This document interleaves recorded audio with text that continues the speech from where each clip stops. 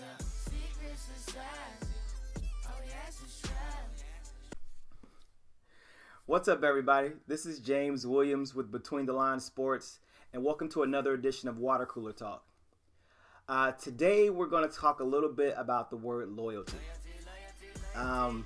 This subject comes to mind basically off of the recent Blake Griffin trade to the Detroit Pistons and also the Jason Kidd firing in Milwaukee. The word loyalty gets thrown around so much in today's circles, and it doesn't carry a lot of weight anymore because it's typically one-sided. You know, in sports in particular, if a team trades a player or cuts a player, it's always deemed what's best for the team. While if a player decides to leave, you know, via free agency or demand a trade, he is disloyal to the said organization. How is it different? Because one of the two parties wants to part ways, and only one party is ever deemed unloyal. You know, fans get over typically a player being traded or cut if they win. Fans typically don't care, but fans will scream and yell, "He's disloyal. He only wanted the money."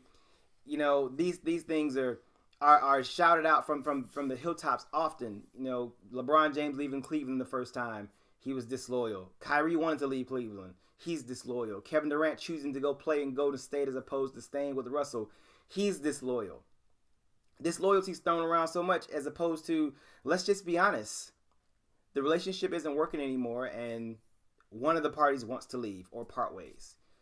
I bring this up in particular because I recall just about 3 years ago when DeAndre Jordan, who is still a member of the Los Angeles Clippers today, decided to agree to terms with the Dallas Mavericks. And Doc Rivers, Chris Paul, JJ Redick, and I forget the other guy, and Blake Griffin. Yeah, and Blake Griffin all showed up at DeAndre's house and begged him to stay because they could do something special together in Los Angeles. DeAndre went against his word because he couldn't sign yet and went and signed back with the Clippers. I would say DeAndre was being loyal to the Clippers because he loved those guys, but he thought maybe going to Dallas would be a better fit. They were going to make him more of a focal point on the offensive end of the ball. But they pulled on his heartstrings, so to speak, and he decided to go back. Now, he's the only one left. You don't owe anybody you work for anything other than to do your job and to do it well. They should not be able to hang anything over your head that makes you feel like you are less important and less valuable to whatever organization or company or team that you work for or play on. There is no loyalty in sports. There is no loyalty in business. There is typically no loyalty in relationships. The only person that you need to be loyal to is yourself.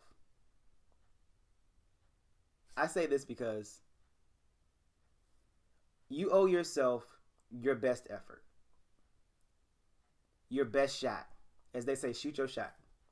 You owe yourself that, to shoot your shot. And whatever it is that you do, whether you're playing for a team, you work in an organization, you work for yourself, whatever the case may be, you owe it to yourself to be loyal to you and you alone, because you are the one that has to look in the mirror in 70 years or 60 years or 50 years, however long we live, and say, did you live the best life you could live? Did you try to live the best life you could have lived?